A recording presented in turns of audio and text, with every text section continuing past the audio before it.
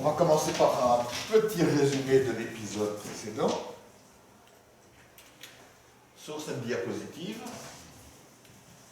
où l'idée c'était, on avait une molécule d'ARN messager avec un enchaînement de bases, AA, CG, puis CG, A.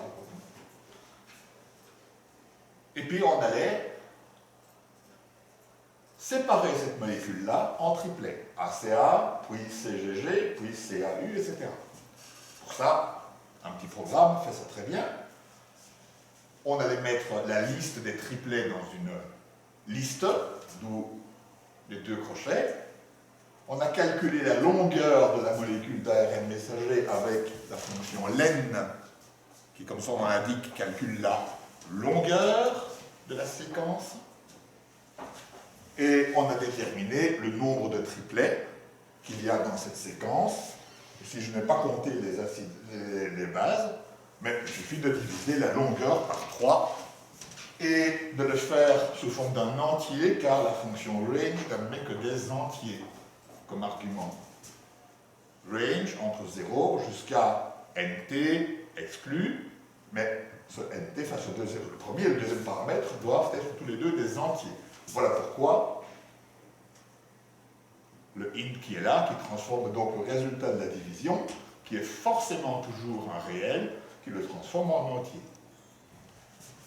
Alors, on extrait le triplet n, le nème triplet, entre 0 et nombre de triplets, et on ajoute le triplet trouvé à la liste des triplets. Et à la fin, on écrit la liste des triplets. Des questions à ce sujet? Tout ça est clair? Bien. Si vous n'osez pas de questions, moi je ne peux pas en faire plus. Alors, ça nous donne bien sûr cette liste de triplets, ACA, séparée de CGG, CGG, celui CAU, et ainsi de suite. Donc on a maintenant non plus une liste de lettres, mais une liste de triplets de lettres, qui correspondent bien sûr aux bases de l'ARN messager. Ceci, finalement, si je mets ce bloc-là en évidence, que fait ce bloc? On lui fournit un ARN messager et il en sort, à la fin, une liste de triplets. C'est donc comme cette machine qui était ici, qui servait à extraire un triplet, c'est une machine dans laquelle on fait entrer un ARN et qui me sort une liste de triplets. En informatique, une telle machine, ou même en maths, une telle machine à laquelle on fournit une information qui vous en rend une autre, c'est ce qu'on appelle une fonction. En informatique aussi, c'est une fonction.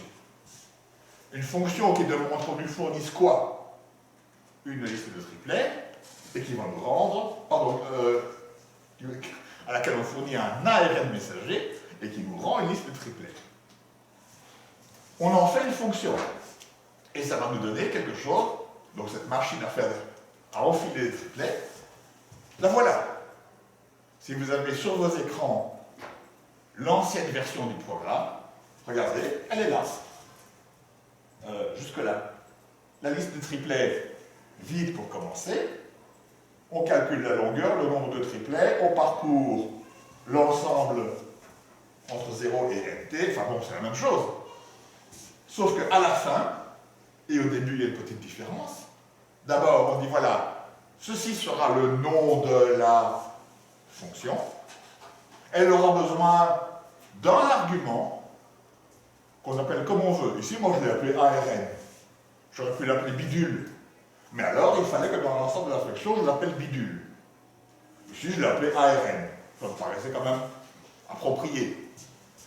Donc, on commence par le mot def pour dire ceci est une fonction.